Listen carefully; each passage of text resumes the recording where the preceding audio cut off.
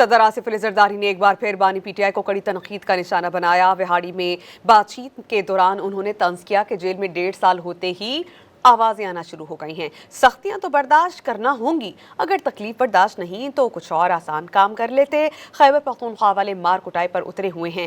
صدر زرداری نے واضح کیا کہ سیاست لچک کا نام ہے اور مل جل کر ساتھ چلنا ہوتا ہے۔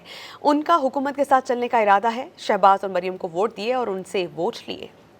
جیل کاٹی جاتی ہے غیرت سے، حالانکہ مجھے جیل سے نکلتے ہی ہارٹ اٹیک ہوا تو بیماری تو ہوتی، 1.5 سال نہیں ہوا ہے تو وہاں سے آواز آ رہی ہے کہ بیٹا کہہ رہا ہے کہ مجھے ملنے دی اور میں نے 14 سال جیل کاٹی۔ میرے بچے جب میں ملا تو مجھ سے ہائٹ میں بڑے تھے۔ یہ تو آپ نے تکلیفیں برداشت کرنی ہے، دس از پارٹ آف لائف۔ اگر نہیں تو پھر اور کوئی آسان کام کرو۔ اس کو صرف روز بھاشن دینے کی عادت تھی۔ 1 سال رک جائے تو 10 سال پیچھے چلا جاتا۔ یہ 4 سال رک گیا تھا۔ 4 سال عمران کی حکومت تو تھی نہیں، وہ جنرل فیض کی حکومت تھی۔ فیض کو کیا پتا کہ حکومت کیسے کرنی ہے۔ اے پی میں ان کی اپنی سوچ ہے، وہ تو مار کٹائی پہ اترے ہوئے ہیں۔